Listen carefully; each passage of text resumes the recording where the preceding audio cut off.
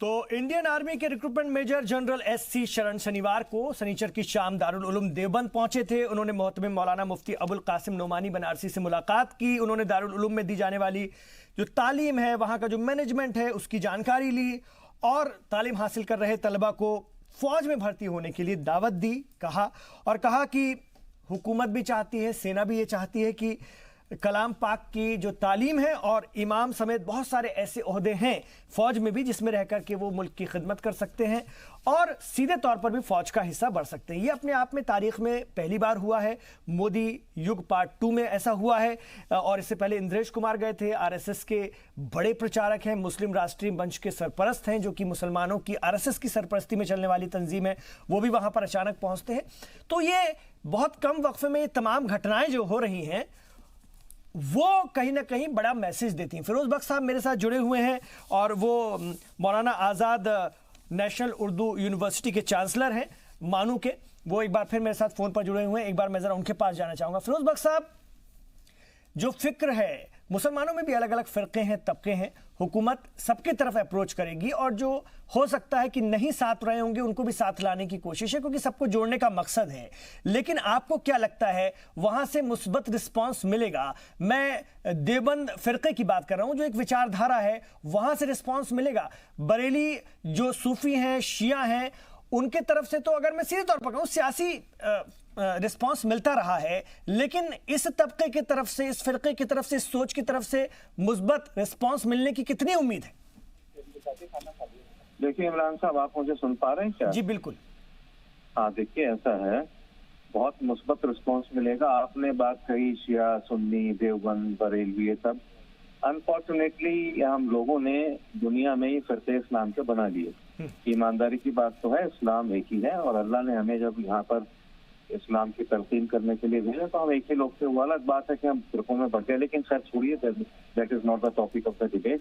नहीं बिल्कुल नहीं, ये विषय बिल्कुल नहीं, लेकिन मेरा सवाल फिरोज बख्श साहब ये था, जब वजीर आजम नरेंद्र मोदी 2014 में आते हैं तो 2015-16 में वो बहुत बड़ी वर्ल्ड सूफी कॉन्फ्रेंस कराते हैं, तो उस वक्त भी तमाम सूफी जो विचारधारा उसको फॉलो करने वालों के लिए एक बहुत अजीब बात थी, नई बात थी कि पहले कभी किसी ने ऐसा नहीं सोचा और वो बहुत शानदार रही। तो एक बड़ा समाज का रिस्पांस तो मिला है हुकूमत को।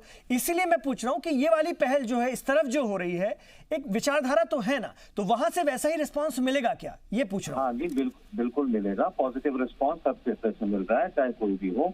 दूसरी बात ये कि जो लोग इस सिलसिले में जुड़े हुए हैं, कि मोदी जी की तो अलग बात है, वो तो शुरू से ही मुस्लिम तबके से जुड़े हुए हैं। और जहां तक आपने नाम लिया था इंद्रेश कुमार जी का, इंद्रेश कुमार जी की मैं बताता हूँ बहुत अच्छी पैठ है मुस्लिम फिरके में और पिछले 25-30 साल से वो कश्मीर और यूपी और कहाँ मुस्लिम फिरकों से जुड़े हुए हैं और बहुत ही जिसको कहते हैं कि मृदु भाषी, यानी बहुत ही उनका तरीका कन्विंस करने का, इतने ठंडे तरीके से वो बोलते हैं, अल्फाज उनके ऐसे होते हैं जैसे मुझसे फूल चल रहा हूँ। तो मुस्लिम तबका उनसे टोटली जुड़ा हुआ है। यही वजह है कि वजीर आजम मोदी ने खास तौर से हमको भेजा है। तो बहुत से लोग हमसे भेज सकते थे, लेकिन जिस तरह से इंद्रेश कुमार कन्विंस करते हैं मुसलमानों को कि वे आप अपनी जड़ों से जुड़े रहें, साथ ही साथ आप हमारे साथ चलें और जो मोदी जी का एक विजन है, एक मिशन है, उसके साथ जुड़े रहें। तो ये इंद्रेश कुमार जी है, उनकी टीम है, मोदी साहब है, मैं समझता हूँ उसका बड़ा अच्छा एक रिस्पॉन्स जाएगा। क्योंकि देखिए मीडिया ने, और खासतौर से जो ऑपोजिशन का, कांग्रेस का जो मीडिया था, उसने परसेप्शन ऐसा बना दिया था मोदी जी का कि पता नहीं जब ये पावर में आएंगे तो मुसलमानों का खात्मा होगा, इनके इदारे खत्म होंगे, इनके माइनॉरिटी राइट खत्म होंगे। एक इस तरह का एक जो है गलत किस्म का एक इम्प्रेशन बना दिया था, जो कि बिल्कुल गलत साबित हो गया और लोगों को पता चल गया कि ये लोग ईमानदार लोग हैं। और एक बात कह के बात खत्म करूंगा कि जब मोदी जी जैसे 2014 में पावर में आए तो वहाँ गुजरात के जो पतंग बनाने वाले लोग थे, मुसलमान लोग थे, उनके पास गए तो मोदी जी ने फौरन उनको 50 करोड़ का मदद दी। और ये कह के नहीं दी कि मैं मुसलमानों को मदद दे रहा हूँ, उन्होंने ये कह के मदद दी मैं पतंग वालों को मदद दे रहा हूँ। और मैं मतलब देखिए, वोट बैंक की तरह कभी भी ये पार्टी जो है बीजेपी मुसलमानों को इस्तेमाल न इसने किया है, न करेगी। और चाहे देखिए मुसलमानों ने 15, 16, 20% वोट दिया है, अगर वोट नहीं भी दिया तो मोदी जी की पॉलिसी ये है कि जिन्होंने वोट दिया दे आर ऑल्सो गुड, जिन्होंने नहीं दिया they are also very good. तो सबको साथ वाकई में लेके चल रहा है और मुस्लिम तबके को शुक्रिया अदा करना चाहिए मोदी जैसे लोगों का और इंद्रेश कुमार और उनकी टीम का, कि इस तरह से एक पुल बना है, जो एक परसेप्शन बना था कि आरएसएस दुश्मन है और मुसलमान कहते थे आरएसएस हमारी दुश्मन है, आरएसएस कहती थी मुस्लिम हमारे साथ चलना नहीं चाहता। एक नया दौर, नया सिलसिला, नई तारीख शुरू की है 2019 से मोदी और इंद्रेश कुमार जैसे लोगों ने। जी चलिए, एक बहुत मुस्बत पहल है ये। पर बाबर साहब, फिरोज बख्श साहब कह रहे हैं कि फिरकों में नहीं बांटना चाहिए मुसलमानों को। कांग्रेस ने तो ये काम बखूबी किया और 70 सालों तक इसका फायदा भी उठाया वोट बैंक के तौर पर अपने तरीके से। लेकिन अगर देवबंद की हम बात करें तो देवबंद मुसलमानों का बड़ा मरकज तो माना जाता है और वक्तन फवक्तन वहां से ऐसे फतवे भी आते हैं कि जिससे मुसलमानों का ही दिल बहुत बुरी तरह से टूट जाता है। जी जी, तो ऐसे में अगर हम देखें तो इस पहल का, मैं बार बार आपसे इसलिए बात करना चाह रहा हूं कि इस पहल का कितना अच्छा नतीजा सामने से मिलेगा, क्योंकि रिस्पॉन्ड भी तो होना चाहिए ना।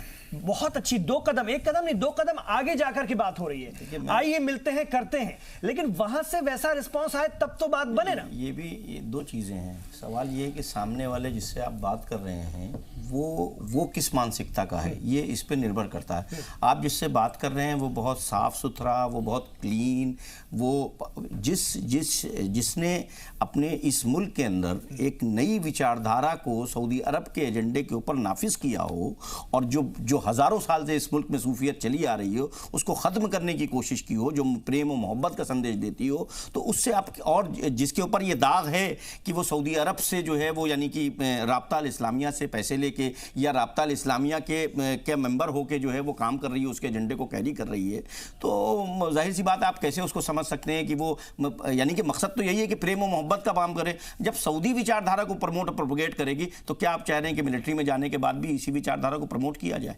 ये एक बड़ा सवालिया निशान है। और मैं तो कहूँगा कि आप देखें कि यानी कि हमको तो एक 60 साल के अंदर जो है वो हमारी वक्फ संपत्तियाँ, आप देख लें कि इसी दिल्ली के अंदर तकरीबन 2000 वक्फ की प्रॉपर्टीज़ हैं जो मस्जिदें हैं, उसमें से या जो 250 या 300 मस्जिदें जो हैं वो ऑपरेट हो रही वक्फ से, उसमें से 5 सूफियों के पास हैं और सब के सब जो है वो देवबंद की विचारधारा ने कैप्चर कर लिया। जबकि इंडोमेंट वक्फ करने वाले 95% लोग सब सूफी हैं। तो सबसे बड़ा सवाल ये है कि आज की तारीख में जरूरत ये है कि अगर मुसलमानों के लिए कोई काम किया जाए तो जिसकी वक्फ प्रॉपर्टी है सूफियों ने अगर इंडो किया है तो उसको दिलाने की कोशिश की जाए, जो सबसे बड़ा इंसाफ होगा। फिरोज साहब ये कह रहे थे कि अभी इस वक्त फिरके में मत बांटिए।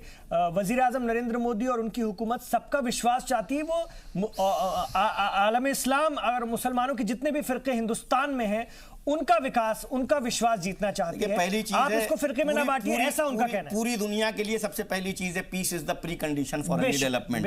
पीस रहेगा सब कुछ रहेगा, और पीस के खिलाफ अगर कोई विचारधारा चलती है तो that will create a chaos and और हमने देखा है कि इस विचारधारा ने किस तरीके से सीरिया को, इराक को, लीबिया को और तमाम यानी कि मुल्क के तमाम उन जगहों के ऊपर जहां अमन था वहां बदअमनी हो गई, वहां कोई कानूनी व्यवस्था नहीं। तो हम तो इस मुल्क के हित में चाहते हैं कि वो विचारधारा यहां पे बढ़ने दी जाए या उस विचारधारा को सशक्त किया जाए, ताकतवर बनाया जाए, उसको आगे बढ़ाया जाए जो अमन और मोहब्बत के साथ, और जिसके लिए मशहूर है कि इसी विचारधारा के जरिए जो है वो गंगा जमनी तहजीब एस्टैब्लिश हुई जिसकी पूरी दुनिया में डंका बजता है। मतलब आप ये चाह रहे हैं कि सूफियों को, हनफियों को, शियाओं को भी उसी ढंग से अप्रोच किया जाए? जबरदस्त तरीके से बिल्कुल किया जाना चाहिए और उनका हक है और उन्होंने एस्टैब्लिश किया और उन्हें जबरदस्त कुर्बानी दी है। ठीक है, मैं आ रहा हूं सर आपके पास। मेरे साथ बहुत खास मेहमान और जुड़ गए हैं। मेजर जनरल संतपाल सिंह साहब, आप डिफेंस एक्सपर्ट के तौर पर मेरे साथ हैं। सर, रिक्रूटमेंट मेजर जाते हैं देवबंद इंडियन आर्मी के और वो कहते हैं कि आइए जुड़ते हैं, मिलकर काम करते हैं, और वो कहते हैं कि आइए फौज आप ज्वाइन कीजिए,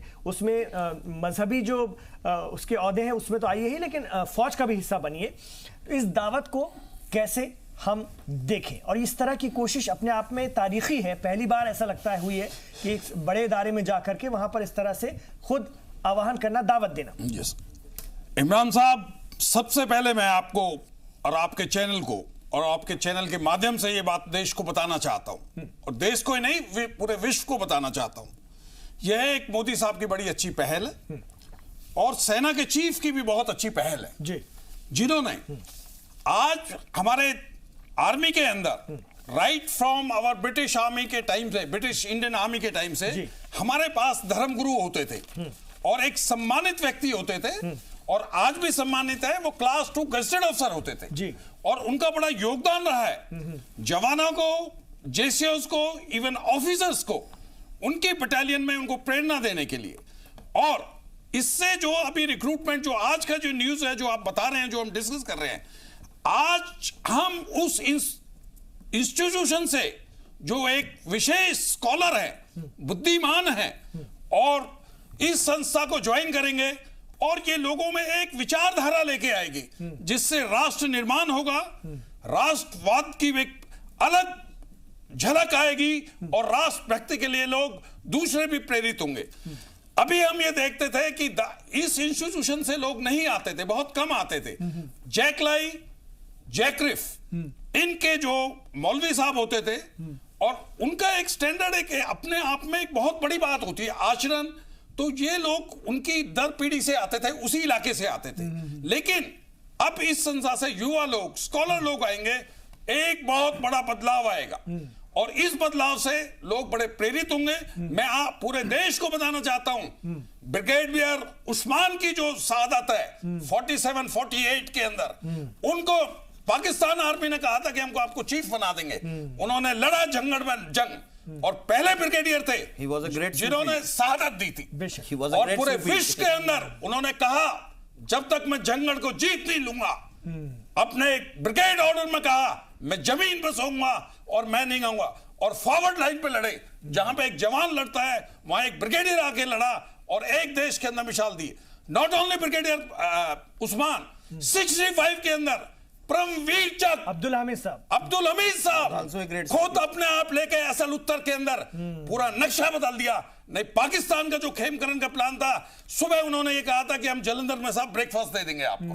इन लोगों की शहादत कभी बुलाई नहीं जा सकती।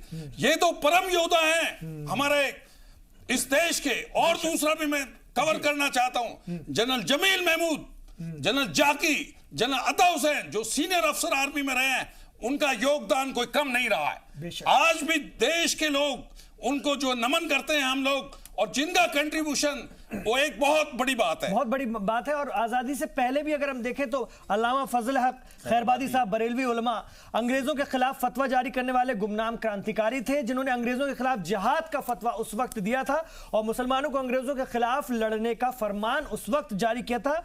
उनको काला पानी की सजा सुनाई गई थी। वहां पर उन्होंने किताब भी लिखी थी किस तरह से जेलों में उनके साथ जुल्म, उनके साथियों के साथ जुल्म किया जाता था, और उनकी किताब अस्सौरतुल हिंदिया में इसका जिक्र है। इसके अलावा मौलवी मोहम्मद बाकिर, ये शिया थे, 1857 की क्रांति में ये शहीद हुए पहले सहाफी थे, पहले पत्रकार थे, जर्नलिस्ट थे। उन्होंने बिना तलवार उठाए अपनी कलम की ताकत से अंग्रेजों की नाक में दम कर दिया था। सरकारी नौकरी छोड़कर उर्दू अखबार निकाला जिसका नाम था, खासतौर से उसका दिल्ली उर्दू अखबार नाम था, और 21 साल तक ये चला। हिंदू मुस्लिम एकता के बड़े पैरोकार थे और 16 सितंबर 1857 को इनको गिरफ्तार किया गया, मुकदमा चला, मौलवी मोहम्मद बाकिर को मौत की सजा का फरमान सुनाया गया और दिल्ली गेट के सामने इन्हें तोप से उड़ा दिया गया था।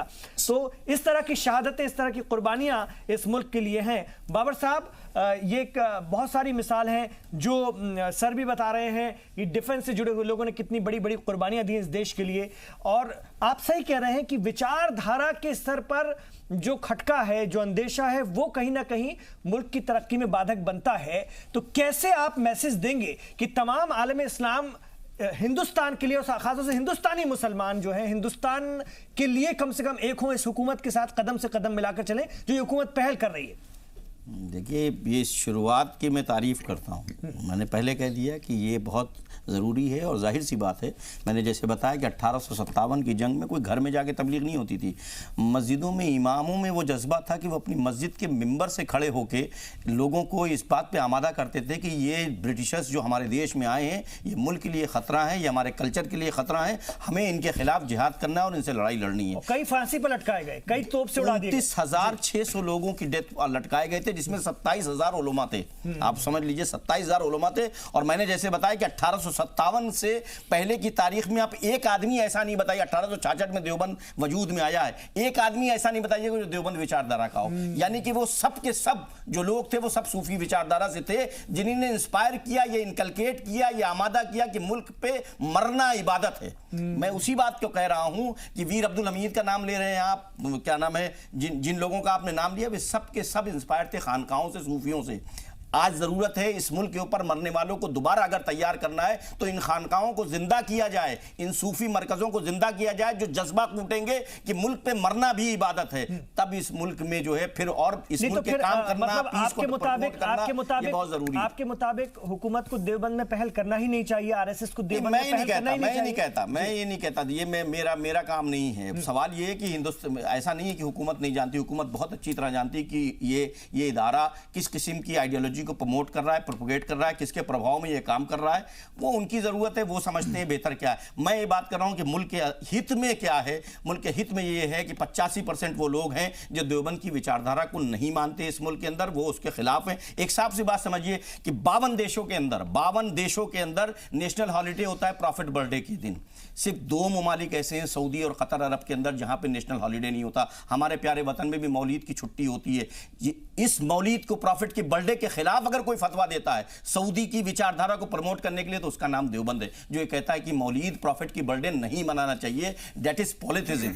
तो अब आप सोचिए कि जो आदमी उस सऊदी के एजेंडे को और हिंदुस्तान के मुसलमानों की विचारधारा के खिलाफ एक विचारधारा सऊदी की भारत में नाफिज करने के लिए अपने इंस्टीट्यूट को इस्तेमाल करता हो, हेट और इंटॉलरेंस को प्रमोट करता हो, वो कैसे आप सपोज कर सकते हैं? आपके यहाँ जाएगा तो वही करेगा ना, प्रॉफिट की टीचिंग के खिलाफ। आप यहाँ वो मौलिद नहीं बनाने देगा, वो जश्न नहीं मनाने देगा, उनके क्या सेलिब्रेशन है ही नहीं। जिसके क्या सेलिब्रेशन ना हो, जिसके क्या खुशी मनाना ना हो, वो कैसे जो है वो इन चीजों को आगे बढ़ा सकता है? इस बात को सोचते, आपकी पहल, अगर आप इन चीजों को नहीं समझ रहे हैं और आप ये समझ रहे हैं कि ये बहुत बड़ा इदारा है और इसको हम वेलकम करें और बुलाएं और इसकी आइडियोलॉजी को इनकलकेट करें, आर्मी में लाएं, तो ये बुरी बात नहीं है। लेकिन ये समझना होगा कि वो पूरी दुनिया में किस विचारधारा को प्रमोट और प्रोपेगेट करने के लिए जाने जाते हैं। अहम बात, लगातार मिनिस्ट्री ऑफ अक़लियती उमूर जो है, ख़ास तौर से जो वजारत है बराए अक़लियती उमूर, उनके ज़रिए भी लगातार पहल की जा रही है अक़लियतों बिलखुसूस मुसलमानों को मिनिस्ट्री में लाने की, और इस तरफ बहुत तेज़ी के साथ बिना अपीसमेंट के, बिना तुष्टिकरण के आगे बढ़ने की, ताकि इस देश में सब लोग साथ मिलकर आगे बढ़ सके। मैं यशवीर के पास आना चाहूँगा।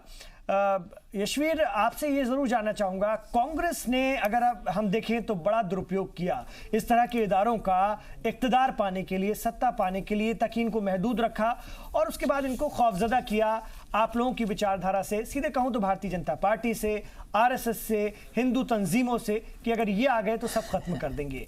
कैसे करेंगे, कैसे देखेंगे, और आपकी ये पहल आगे हमें आप क्या मैसेज देना चाहेंगे, कहाँ तक जाएगी? देखिए इमरान भाई, मैं 2 बातें बताता हूँ। जैसा अपने चांसलर साहब ने कहा कि भी 15% मुस्लिमों ने वोट दिया, लेकिन फिर भी प्रधानमंत्री श्री नरेंद्र मोदी जी सभी को अपना मानते हुए।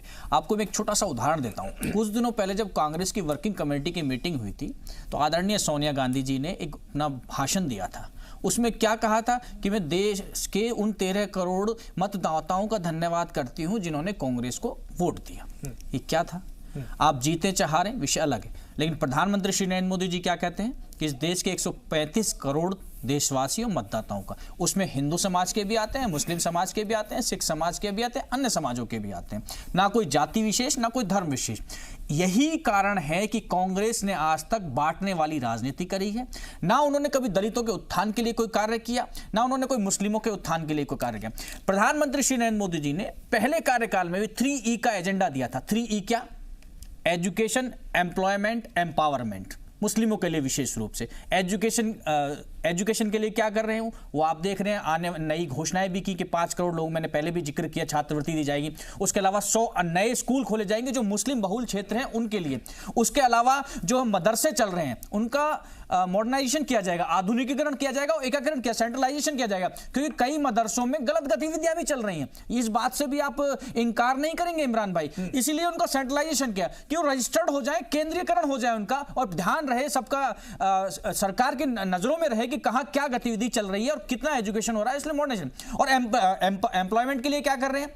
लगातार आपको यह भी ध्यान में होगा, मुस्लिम छात्राओं के लिए विशेष रूप से फ्री कोचिंग की व्यवस्था कर रहे हैं, चाहे यूपीएससी की कोचिंग की हो, चाहे बैंकिंग के लिए, चाहे रेलवे के लिए व्यवस्था की। यशवीर जी, इसमें जोड़ दूं, सेंट्रल मदरसा बोर्ड बिल की हमने खुले तौर से सराहना की थी और उसको लाने की बात की थी। इसी देवबंद ने अभियान चलाया कि सेंट्रल मदरसा बोर्ड बिल नहीं आना चाहिए और उसकी जबरदस्त तरीके से मुखालफत की। वो नहीं चाहते कि मदरसे को जो है वो इस तरीके से काम किया जाए और उसमें किसी किस्म की जो है हस्तक्षेप हो। मैं आपसे पूर्ण रूप से सहमत हूं।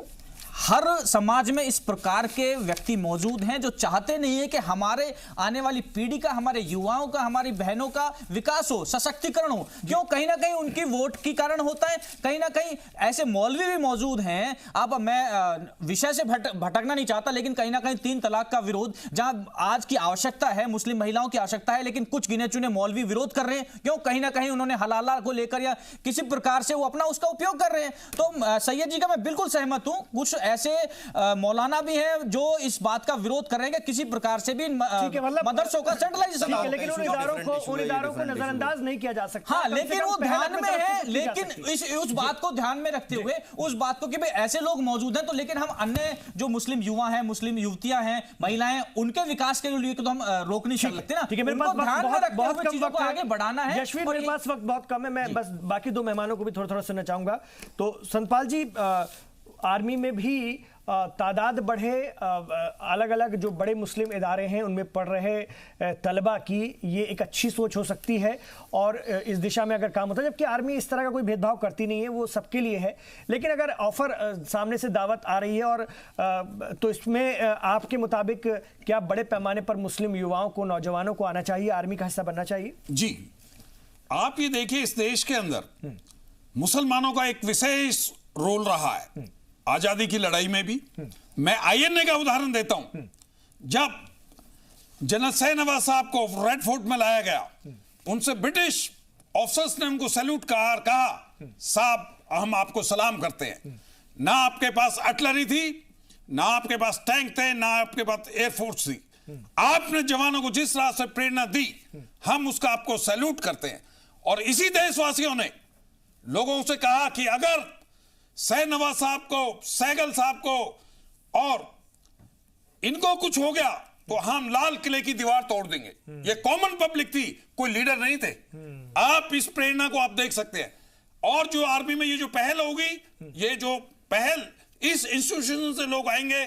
हम आर्मी में कोई भेदभाव नहीं, मैं एक हिंदू हूं, एक सिख भाई भी होता है, हम जाते हैं, हम भी नमाज अदा करते हैं। ये एक बहुत बड़ा मैसेज जाएगा, इस इंस्टीट्यूशन से लोग जाएंगे। नाउ ये बदलता भारत है, इस बदलते भारत में एक विशेष स्थान मिलेगा। अरे एक विशेष स्थान है, आज किसी भी उसमें देख लिए, हमारे जैकलाई और जैकरी के ऑफिसर्स, जवान एक मोटिवेटेड है। कारगिल में देखिए आप, उनके अफसरों को, मौलवी साहब जब हम लड़ाई के लिए जाते हैं तो हमको एक बहुत बड़ा अच्छा प्रेरित करते हैं। वो हमारे इतिहास को कहते हैं, हमारी बहादुरी के वो करते हैं। जब यूनिट निकलती है, किसी प्रतियोगिता में जाते हैं तो हमको बहुत प्रेरणा देते हैं और हमें बड़ी सीख मिलती है। मैं यहाँ ये कहना चाहूंगा, इस इंस्टीट्यूशन से लोग जो युवा आएंगे, एक बहुत बड़ा मैसेज और देश का विकास होगा और आर्मी का विकास होगा। इस पूरी चर्चा पर आपका फाइनल कमेंट। देखिए, ये अभी जो बात हो रही थी, मैं ये कहना चाह रहा हूँ कि जो रेडिकल जो ग्रुप था माइनॉरिटी में, वहाँ पर जाने की कोशिश की गई, क्योंकि विश्वास वहाँ जीतना है। यहाँ जो जहाँ पर लोग अपना, जैसे गरीब नवाज बता रहे हैं, 85% उसमें लोग हैं जो पूरे उनका विश्वास है। लेकिन जिन लोगों का विश्वास नहीं, विश्वास उनका पहले जीतना है, मुझे जहाँ लग रहा है। तो इसलिए वो संकेत देना चाह रहा है कि हम वहाँ पर उन लोगों के जो इसके साथ नहीं है, देश के साथ, जैसे बताया जा रहा है कि उनका सऊदी अरब से भी बता रहे हैं कि उनसे देश के साथ तो सब है, तो लेकिन विचारधारा की बात पसंदी, कट्टरपन ज्यादा, उसी विचारधारा की बात कर रहा हूँ। तो इसमें ये जो शुरुआत, सबसे पहले हम उसी के पास जाएंगे ना जो हमारे ज्यादा खिलाफ होगा। तो इसी कड़ी में मुझे लगता है कि सरकार के द्वारा जो भी जहाँ पर इस पहल को किया गया है, उन्हें जोड़ने की कोशिश की। जहां तक मैं इसको विश्वास की जो बात कर रहा हूँ कि अब जो कोई भी सरकार बनेगी इस देश में, ये देश सभी को मिलाकर एकजुट करके जो लोग चलेंगे, जो सभी का बात करेंगे। बीजेपी पहले नहीं आई, क्यों नहीं आई? पहले उसके साथ क्यों नहीं लोग जुड़ रहे थे? पहले उसका आधार था, लेकिन उसने उससे आगे बढ़कर कदम उठाया और काम किए। और अब इस समय राजनीति भी बदल रही है। अब राजनीति बहुत सारे, अभी के जो चुनाव के रिजल्ट है उसमें आप देखेंगे विकास की जो पॉलिसी है उसका महत्वपूर्ण रोल रहा है। जो विकास हुआ है उसका भी रोल है। तो इसीलिए जो पहुंच है, उन लोगों का विश्वास भी बढ़ा है। जो योजनाएं गई है, सीधी गई है, जिसके बारे में पता नहीं था, अंडर करंट था, तो वो सारी चीजें अब दिख रही है, विकास का भी दिख रहा है। और ये जो विश्वास जो जीतने की बात है, जो माइनॉरिटी की थी, उसमें उसमें ये एक कदम बढ़ाया गया है। चलिए, कदम कितना कामयाब होता है ये देखना दिलचस्प होगा, सामने से भी उस तरह का रिस्पांस मिलता है कि नहीं ये देखना दिलचस्प होगा। पर लेकिन जिस कौम को पिछले कई वर्षों से आइसोलेट किया गया था, पीस किया गया था, 70 सालों में काफी पीछे कर दिया गया था, मेन स्ट्रीम में लाने की ये नई सरकार की मोदी युग 2 की कोशिश है। नए भारत की तामीर और तरक्की और तब्दीली में अपना बुनियादी किरदार वो अदा कर सके, ये सोच है। और इसका कितना बेहतर नतीजा निकलेगा ये तो वक्त बताएगा। आना चाहिए, सबको मिलकर के साथ मिलकर आना चाहिए, तभी ये देश आगे बढ़ पाएगा। बहुत बहुत शुक्रिया आप तमाम लोगों का इस चर्चा में हिस्सा लेने के लिए।